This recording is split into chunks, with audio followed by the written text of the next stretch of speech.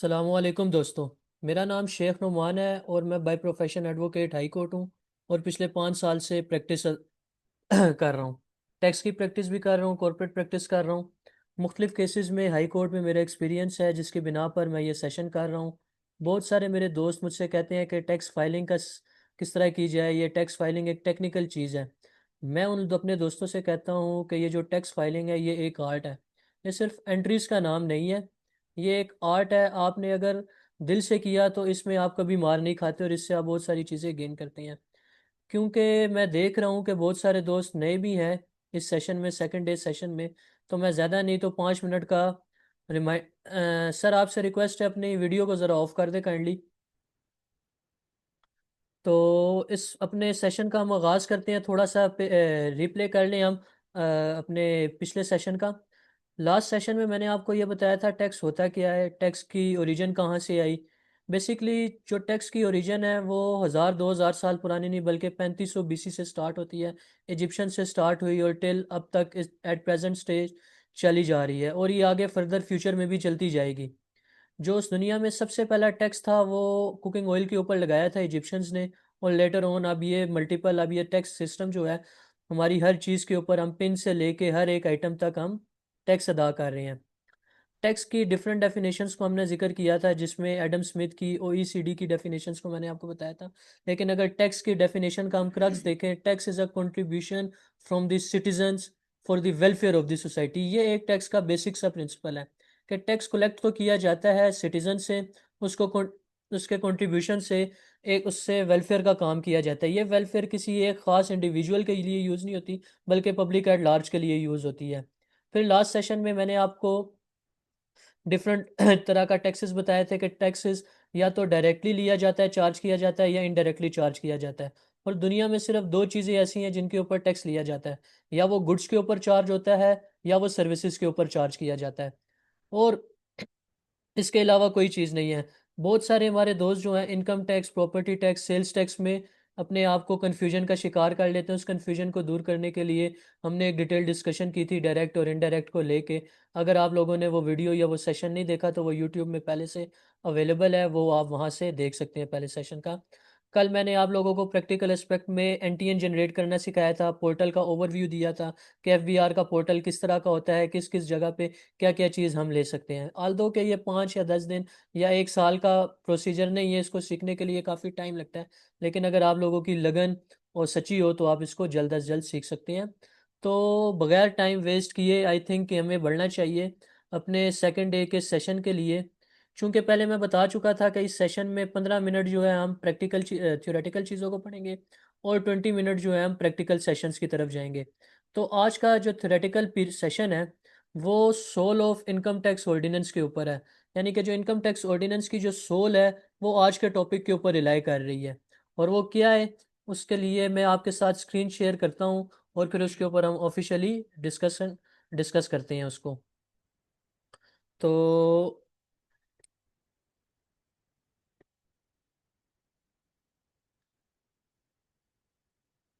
आज का जो हमारा टॉपिक है वो है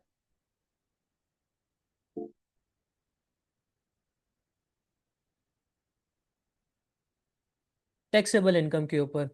बहुत सारे लोगों को इस चीज़ का आइडिया होगा, टैक्सेबल इनकम इसके वर्ड से ही पता चल रहा है कि वो इनकम जो टैक्सेबल है। और वो इनकम कौन सी है वो आज मैं आपको बताऊंगा कि वो कौन सी इनकम है जिसके ऊपर टैक्स लगता है या जिसके ऊपर टैक्स चार्ज किया जाता है। बेसिकली इनकम टैक्स में जो चार्ज वर्ड है वो यूज़ किया जाता है। किसी भी चीज़ के ऊपर जब कोई गवर्नमेंट टैक्स लगाती है तो वो टैक्स चार्ज करती है। और इसको जो है टैक्सेबल जो हमारी गवर्नमेंट है, सेक्शन 114, लास्ट टाइम मैंने आपसे डिस्कस किया था कि पूरे इनकम टैक्स रिटर्न का जो पूरे का पूरा जो सोल रिलाई हो रहा होता है वो 114 की रिटर्न और 116 की वेल स्टेटमेंट के ऊपर रिलाई कर रहा होता है। अब जो 114 का जो सेक्शन है, सेक्शन 114 इनकम टैक्स ऑर्डिनेंस, जिसमें हमने जस्टिफाई करना होता है हमने सोर्स ऑफ इनकम को। वो सोर्स ऑफ इनकम हमें कैसे पता चलेगा कि किस तरीके से कैटेगराइज है, वो चीज़ें हमें टैक्सेबल इनकम के अंदर पता चलेंगी। ये कुछ चीज़ें मैंने बोल्ड की हुई हैं आपसे, क्योंकि मैंने आपको पहले सेशन में भी कहा था मैं यहाँ पे रटी रटाई चीज़ें नहीं बल्कि आप लोगों को कॉन्सेप्ट दूंगा।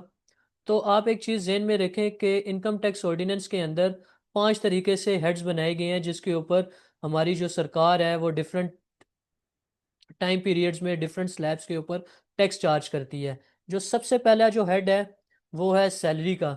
अब ज़ाहिर सी बात है, अगर एक इंसान है वो क्या क्या कर सकता है, वो कैसे कैसे आमदन कमा सकता है, या उसके ऊपर कैसे टैक्स लगाया जाए, उसके 5 ही ज़राए हो सकते हैं। या तो वो सैलरी करता होगा, किसी के पास मुलाजमत करता होगा, या वो कारोबार करता होगा, बिजनेस होगा, या उसकी कोई प्रॉपर्टी होगी, या उसको कहीं से कैपिटल गेन या प्रॉफिट आता होगा, या फिर एक अदर सोर्सेज। इसी चीज़ को बाउंड किया हुआ है सेक्शन 9 सेक्शन 10 के अंदर,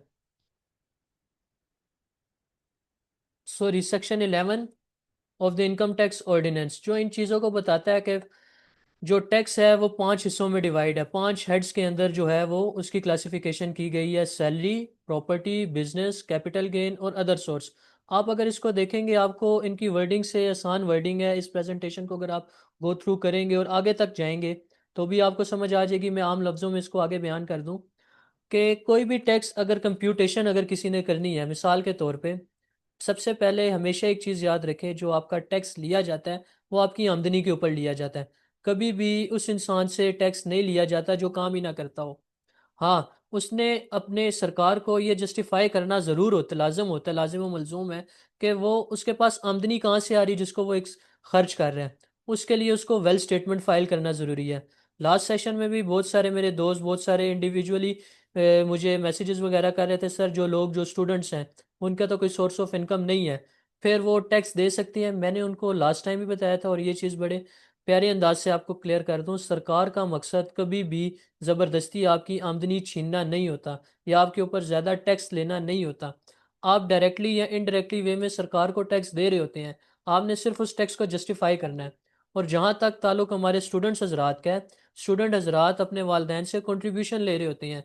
उन्होंने 114 के अंदर उन्होंने छोड़ देना, उन्होंने सिर्फ वेल स्टेटमेंट फाइल करनी होती है। उसमें उन्होंने जस्टिफाई करना होता है कि हमारी कंट्रीब्यूशन फ्रॉम फैमिली मेम्बर से आ रही है और उसको हम डिफरेंट डिफरेंट खानों में या तो खर्च कर रहे हैं या हम उससे एसेट बना रहे हैं। That's it. अच्छा, आगे हम जाते हैं कि सैलरी के अंदर क्या चीज़ें आ जाती हैं। अब कोई भी बंसा इंसान अगर किसी एम्प्लॉयर के तहत मास्टर सर्वेंट के रिलेशन में, या एम्प्लॉयर एम्प्लॉय के रिलेशन में, या एम्प्लॉयर वर्कमैन के रिलेशन में अगर वो काम कर रहा है और उससे कोई रिम्यूनरेशन या कोई प्रिक्विजिट या कोई अलाउंस ले रहा है, तो वो सब सैलरी का पार्ट एंड पार्सल होता है। सैलरी का जो डोमेन है वो बहुत बड़ा डोमेन है, क्योंकि इस सैलरी के अंदर हमने देखा होगा प्राइवेट मुलाजमीन भी आते हैं, गवर्नमेंट के मुलाजमीन भी आते हैं। मोस्टली लास्ट टाइम भी मैंने आपसे ये डिस्कस किया था कि 35,000 रुपये तक का जो सैलरी है वो हमारी टैक्सेबल इनकम में नहीं आती। हर वो शख्स जो 37,500 का स्लैब या इससे ऊपर का स्लैब क्रॉस करता है, तो जो आपका एम्प्लॉयर होता है वो अंडर सेक्शन 49 आपसे आपका टैक्स डिडक्ट करके आपको सैलरी देता है। लेकिन बहुत सारे हजरात को इन चीज़ों का पता नहीं होता और वो इस चीज़ को जस्टिफाई नहीं कर रहे होते। आज मैं आप लोगों की जो सैलरीड पर्सन है उनको एक चीज़ बता दूं, बहुत सारे मेरे दोस्त हैं सैलरीड पे काम कर रहे हैं। एक आपकी ग्रोस सैलरी होती है और एक आपकी नेट सैलरी होती है। ग्रोस सैलरी और नेट सैलरी, इन दोनों में बहुत ज़्यादा डिफरेंस है। जो आपकी ग्रॉस सैलरी होती है वो विदाउट टैक्स होती है, उसके अंदर टैक्स नहीं कटा गया होता। अब जैसे हमारे सरकारी मुलाजमीन भाई हैं, उनकी जो सैलरी होती है वो बहुत कम होती है, लेकिन अलाउंसेस लगा के उनकी सैलरी को बढ़ा दिया जाता है। अब उनमें से कुछ अलाउंसेस ऐसे होते हैं जो कि टैक्स नेट में नहीं आते, और वो कौन से अलाउंसेस है वो आपको पार्ट 1 इनकम टैक्स ऑर्डिनेंस के स्केड्यूल में मिलेंगे। और कौन से अलाउंसेस हैं जो कि आपके एग्जाम्प्ट में आते हैं, और वो कौन से एक्सपेंस जो आपके अलाउंसेस हैं जो टैक्स नेट में आते हैं। इन सारी चीज़ों को जस्टिफाई डिटेल सैलरी के सेक्शन में और फिर इसके पार्ट 1 स्केड्यूल में इस चीज़ को जस्टिफाई किया गया है। तो ये था आपके सैलरी का कॉन्सेप्ट। आपके, मुझे ये उम्मीद है और मुझे यकीन है कि आपके जहन में बहुत सारे क्वेश्चंस आ रहे होंगे। तो मैं आपसे ये रिक्वेस्ट करूंगा कि आपके जितने भी क्वेश्चंस हैं उनको आप अपने जहन में रखें, एक कॉपी पेन के ऊपर लिखें। उसको हम सेशन के एंड पे लिखेंगे।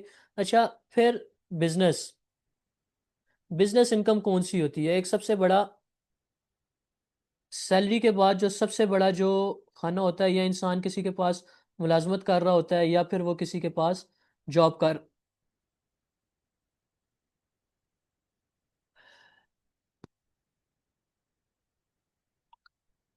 या वो बिजनेस कर रहा होता है। अब हम सबको पता है कि बिजनेस की, अच्छा बहुत सारे मेरे दोस्त बिजनेस में कहते हैं मैं आपको टैक्स नहीं पढ़ाऊंगा रटा रटाया, मैं आपको प्रैक्टिकल नॉलेज बताऊंगा। अब एक आपकी जनरल सेल होती है, एक आपका प्रॉफिट होता है। अब आपसे बहुत सारे लोगों का ये व्यू होता है कि सरकार हमारी सेल के ऊपर टैक्स लगाती है। बहुत सारे लोग इस चीज़ को मानते हैं कि हाँ जी, हमारा अगर टर्नओवर मिसाल के तौर पर 1 करोड़ का है तो सरकार हमसे 1 करोड़ का टैक्स लेगी। ये आप लोगों का कॉन्सेप्ट बिल्कुल गलत है। सरकार आपके टर्नओवर के ऊपर कभी भी टैक्स नहीं लगाती। या फिर सरकार आपको कहती है आप अपनी बिजनेस इनकम को जस्टिफाई करें। कैसे जस्टिफाई करें? जाहिर सी बात है, अगर आपने 1 करोड़ की सेल की है तो उसके अंदर आपने परचेजिंग भी की होगी, उसके अंदर आपने मैनेजरल एक्सपेंसेस भी किए होंगे। जब आप अपनी सेल को अपनी परचेजिंग के साथ जस्टिफाई करते हैं, अपनी मैनेजरल एक्सपेंसेस से जस्टिफाई करते हैं, उसको डिडक्ट करने के बाद, उसको माइनस करने के बाद जो आपकी इनकम आती है वो आपकी टैक्सेबल इनकम आती है। लेट्स सपोज एक इंसान 1 करोड़ रुपए का बिजनेस कर रहा है, टर्न ओवर कर रहा है, उसके ऊपर जो है वो, उसके ऊपर उसकी परचेजिंग भी है 50 लाख की या 60 लाख रुपए की। उसने परचेजिंग जो है एक फाइलर, एक कंपनी से की, उसका भी उसके पास प्रूफ है।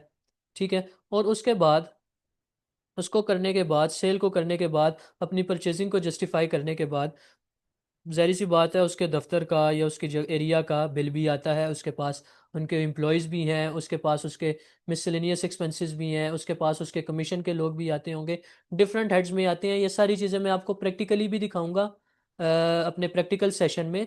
तो इन चीज़ों को हमेशा अपनी सेल को माइनस किया जाता है, हमेशा आपकी सेल को आपके मैनेजरल एक्सपेंसेस से, और फिर जो इनकम आपकी बच जाती है, वो जो इनकम बचती है बिजनेस की, वो आपकी टैक्सेबल इनकम होती है। लेट्स सपोज आपने 100 रुपये का बिजनेस किया, आपके 70 रुपये के आपके मैनेजरल एक्सपेंसेस थे, पीछे जो आपका 30 रुपये बचेगा वो आपका टैक्सेबल इनकम फ्रॉम बिजनेस होगा, ना कि पूरा 100 रुपये आपका टैक्सेबल फ्रॉम इनकम होगा। तो ये था आपके इंट्रोडक्शन का। अगर आप इसको वाइडली डिटेल्ड में पढ़ना चाहते हैं, आप सेक्शन 18, सेक्शन 19 और इससे ऑनवर्ड सेक्शंस को पढ़ें। आपको जो भी क्यूरीज हो वो आप एट एनी टाइम पूछ सकते हैं। ग्रुप के अंदर ग्रुप भी ओपन है। तो इस प्रेजेंटेशन को शॉर्ट करते हुए हम आगे चलेंगे कि income from property, income from property कौन सी होती है। आप लोगों को इस चीज़ को,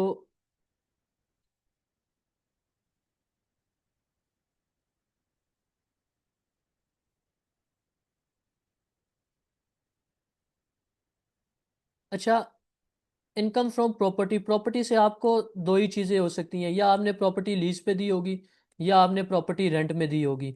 दूसरा कोई आपके पास सोर्स नहीं होता प्रॉपर्टी का। तो प्रॉपर्टी के लिए एक सबसे बेसिक जो चीज़ है वो आपने जहन में रखनी है। बेसिकली जो इनकम फ्रॉम प्रॉपर्टी होती है वो टैक्सेबल इनकम कौन सी होती है। लेट्स सपोज आप एक 100 रुपये रेंट ले रहे हैं। अब बहुत सारे लोगों का जहन होता है कि जो 100 रुपये रेंट है इसके ऊपर टैक्स लगेगा, जबकि ऐसा नहीं है। जो इसका 1/5 ऑफ द पार्ट है उसको इनकम टैक्स ऑर्डिनेंस एग्जेम्प्ट करता है, एग्जेम्प्ट करता है। मिसाल के तौर पे जो आपके 20 रुपये हैं, वो ये कहते हैं कि ये सिर्फ प्रॉपर्टी से इनकम नहीं होती, प्रॉपर्टी के ऊपर फिक्सेशन होती है, इसकी तोड़ फोड़ होती है, इसकी मेंटेनेंस होती है। तो वो जो आपके 20 रुपये हैं वो मेंटेनेंस वगैरह के चार्जेस निकाल के, आपकी प्रॉपर्टी का जो 1/5 रेंट होता है उसको निकाल के, जो बकाया हिस्सा बचता है, जैसे 100 रुपये में से अगर आप 20 रुपये निकाल दें तो पीछे जो 80 रुपये बचेंगे वो आपकी प्रॉपर्टी में टैक्सेबल इनकम में काउंट होंगे, उस 80 रुपये के ऊपर आपका टैक्स लगेगा। अच्छा, बहुत सारे, एक और चीज़ इसमें जो मोस्ट इम्पोर्टेंट होती है प्रॉपर्टी में, बहुत सारे लोग कहते हैं कि हमने मशीनरी भी किराए पे दी हुई है, या वो चीज़ें भी, यानी कि कुछ लोग तो सिर्फ लैंड देते हैं, कुछ लोग कुछ क्या कहते हैं, लैंड दे दिया, प्लॉट दे दिया, घर दे दिया रेंट के लिए। अब कुछ लोग या कुछ हजरात ऐसे होते हैं जो प्लांट और मशीनरी, जैसे इंडस्ट्रीज है उसमें जो प्लांट और मशीनरी लगी होती है वो किसी थर्ड पर्सन की होती हैं, और वो उसके ऊपर रेंट ले रहे होते हैं। इस चीज़ के ऊपर इनकम फ्रॉम प्रॉपर्टी का जो सेक्शन 15 है वो उसको क्लेरिफाई करता है। अगर आप किसी प्लांट या मशीनरी या ऐसे इक्विपमेंट से जो एम्बेडेड ऑन अर्थ हैं उससे कोई टैक्स चार्ज कर रहे हैं, तो वो जो टैक्स है वो इनकम फ्रॉम प्रॉपर्टी के हेड में नहीं आएगा, वो इनकम फ्रॉम अदर सोर्सेज के हेड में आएगा। इसको लास्ट में मैंने इसमें जस्टिफाई भी किया हुआ है। Plant and machinery with attach building falls under the income from other sources. तो आपको इनकम फ्रॉम सैलरी का भी पता चल गया कि वो टैक्सेबल कब होती है, इनकम फ्रॉम बिजनेस का भी आइडिया हो गया, और इनकम फ्रॉम प्रॉपर्टी का भी आइडिया हो गया कि वो कौन सी इनकम जो इनसे टैक्सेबल होती है। अब हम चलते हैं इनकम फ्रॉम कैपिटल गेन की तरफ, जो कि इसका चौथा पार्ट है। Capital gain. कैपिटल गेन किसे कहते हैं?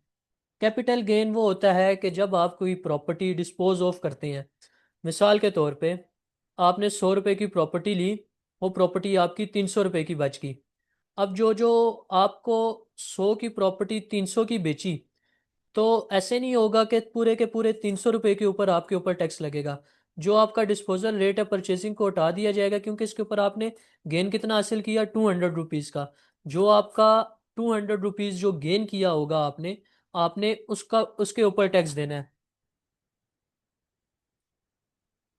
तो income from capital gain at the time of disposal दिया जाता है, और उस गेन को दिया जाता है जो कि उसकी परचेजिंग से अबव होती है। इस चीज़ को आप जहन में रखें, कैपिटल गेन सिर्फ इस चीज़ का नाम है। अच्छा, बहुत सारे लोग इधर ये एक एडवांस टैक्स भी लिया जाता है 265K का और 265C का। कुछ परचेजर से लिया जाता है और कुछ क्या कहते हैं, सेलर से लिया जाता है। आपने इनकम फ्रॉम कैपिटल गेन को उस तनाजर में भी किया जाता है, लेकिन वो एक लंबी और एक डिबेटेबल चीज़ है। उसको भी हम एडवांस लेवल की चीज़ को बेसिक लेवल पे नहीं करते। उसको हम आगे इन फ्यूचर अपनी फोर्थ लेक्चर में लेके जाएंगे। अच्छा, अब हम चलते हैं अपने पांचवें सोर्स की तरफ। पांचवा हमारा कोर्स सोर्स कौन सा है? हमारा जो पांचवा सोर्स है वो इनकम फ्रॉम अदर सोर्स है। आप इतना जेहन में रखें कि अगर आप कोई डिविडेंड्स लेते हैं, अब पहले तो एक चीज़ अपने जहन में ये रख लें, अगर आपकी इनकम फ्रॉम बिजनेस नहीं है, इनकम फ्रॉम प्रॉपर्टी नहीं है, इनकम फ्रॉम सैलरी नहीं है, इनकम फ्रॉम कैपिटल गेन नहीं है, अगर आपकी इनकम इन चारों हेड्स में जस्टिफाई नहीं हो पा रही, तो इसका मतलब है वो आपकी इनकम फ्रॉम अदर सोर्स में डेफिनेटली जस्टिफाई करेगी। वो कैसे जस्टिफाई करेगी? उसको उसके लिए आप सेक्शन 39 की बेयर रीडिंग भी कर सकते हैं। और मोस्ट प्रोबेबली जो बहुत सारी चीज़ों इनकम फ्रॉम अदर सोर्सेज में, जैसे आपके शेयर्स आ जाते हैं, शेयर्स के ऊपर आप डिविडेंड लेते हैं, कुछ चीज़ों के ऊपर आप रॉयल्टी लेते हैं, समटाइम्स आपको प्रॉफिट ऑन डेट दिया जाता है, समटाइम्स आपको क्या कहते हैं, एडिशनल पेमेंट्स के ऊपर आपको रिफंड आ जाता है। तो ये सारी चीज़ें, हर वो इनकम जो ऊपर वाले चार हेड्स में जस्टिफाई नहीं होती, वो इस हेड के अंदर आएगी। ये चीज़ आपने जहन में रखनी है। अच्छा, अब बहुत सारे दोस्त मेरे से ये सवाल करते हैं कि अब ये तो आपको पता चल गया कि इन सोर्सेज कौन सी हैं, इन सोर्सेज के ऊपर टैक्सेबल इनकम का कौन सा ज़रिया है। तो इसको मैं आम लफ्ज़ों में समराइज़ कर दूं। आपकी जो नेट सैलरी होती है, सैलरी में दो तरह की सैलरी, एक आपकी नेट सैलरी होती है, एक आपकी ग्रॉस सैलरी होती है। जो आपकी टैक्सेबल सैलरी होती है, जो जिसके ऊपर टैक्स चार्ज किया जाता है, वो आपकी नेट सैलरी के ऊपर किया जाता है। फिर हम आ जाते हैं B, tax income from business में। आपकी सेल के ऊपर टैक्स कभी भी नहीं लिया जाता। आपकी सेल को माइनस किया जाता है आपके मैनेजरल एक्सपेंसेस से। फिर जो अमाउंट बच जाती है वो टैक्सेबल अमाउंट में काउंट होता है। फिर तीसरी चीज़ आ जाती है इनकम फ्रॉम प्रॉपर्टी। आपकी कंप्लीट इनकम जो प्रॉपर्टी से आ रही है वो टैक्सेबल नहीं होती, जबकि उसका 1/5 पार्ट जो है वो एग्जेम्प्ट होता है। उसको निकाल के जो बचती है वो आपकी टैक्सेबल इनकम काउंट होती है। फिर इसी तरह इनकम फ्रॉम अदर सोर्सेज में dividend, royalty, profit on debt आ जाता है। डिफरेंट कैटेगराइज किए हुए हैं, प्राइस बॉन्ड आगे। अच्छा, इन सारी चीज़ों का जो इनकम फ्रॉम अदर सोर्सेज हैं, कुछ ऐसी हैं जिनके ऊपर 5% स्लैब रेट आता है, कुछ ऐसी है जिनके ऊपर 10% स्लैब रेट आता है। ये चीज़ें आपको वक्त के साथ साथ या इनकम टैक्स ऑर्डिनेंस को पढ़ने के बाद आप लोगों को इस चीज़ में मास्टरी हासिल हो जाती है। क्योंकि मैंने आपको पहले भी अर्ज किया कि ये जो टैक्स की दुनिया है, ये आप 1 या 5 या 10 दिनों में या 1 साल की गेम नहीं है। इसके लिए लोगों की ज़िंदगी चली गई है। तो हर दिन आपको एक नई चीज़ का सामना होता है और उसको आप सीखते हैं। तो आपको आई होप के पता चल गया होगा प्रैक्टिकल वे में भी कितने हेड्स हैं और किस हेड से किस तरह इनकम चार्ज की जाती है। तो आज का जो कोर हमारा टॉपिक था वो तकरीबन हमने ख़त्म कर लिया है। इसके अलावा आज के टॉपिक को और आज का जो प्रैक्टिकल सेशन है, इसको ज़्यादा हम लेंथी इसलिए भी नहीं कर रहे क्योंकि मैंने आपको प्रैक्टिकल सेशन के अंदर जो है आपको प्रैक्टिकल सेशंस के अंदर जो है मैंने आपको लेके जाना है और उसके अंदर आपको बताना है कि रिटर्न के अंदर किधर किधर जो है हम अपने जो सोर्स ऑफ इनकम है 114 की जो सेक्शन 114 की जो रिटर्न है उसके अंदर कैसे कैसे हम अपनी इनकम को जस्टिफाई करते हैं। तो आई थिंक आज का जो लेक्चर है इसको शॉर्ट और सम अप इसलिए किया गया है क्योंकि ये सोल ऑफ द लेक्चर है। तो मैं क्वेश्चन आपका जो क्वेश्चन के लिए जो है ओपन कर रहा हूँ। उम्मीद करता हूँ आप बारी बारी एक प्रोफेशनलिज्म का सबूत देते हुए जो है अपने क्वेश्चंस लेंगे। मैं क्वेश्चंस के लिए आपको फ्री हैंड दे रहा हूँ। जी सर। अगर किसी का कोई क्वेश्चन है तो वो भी मुझसे पूछ सकता है हाथ रेस करके। उसके बाद हम फिर अपने प्रैक्टिकल सेशंस की तरफ जाएंगे। जी। एनीवन। आई थिंक कोई। ठीक है, अगर अभी कोई क्वेश्चन नहीं करना चाहता तो हम इस सेशन को अभी के लिए एंड करते हैं। हम अपने प्रैक्टिकल सेशंस की तरफ जाएंगे। प्रैक्टिकल सेशन जो है हम नमाज की प्रेयर के बाद जो है 7:50 पे इसको स्टार्ट करेंगे। उसमें आपको बकायदा ये बताया जाएगा कि इनकम टैक्स के अंदर डिफरेंट हेड ऑफ इनकम के अंदर हम अपनी इनकम को कैसे जस्टिफाई करते हैं, और ये भी आपको बताया जाएगा कि कंप्यूटेशन के अंदर उस इनकम का आपके ऊपर टैक्स किस तरह बनता है और उस टैक्स को आपने जस्टिफाई किस तरह करना है। ठीक है। आज के लिए बहुत शुक्रिया। अल्लाह हाफिज़। मिलते हैं 20 मिनट के बाद अपने नेक्स्ट प्रैक्टिकल सेशन में।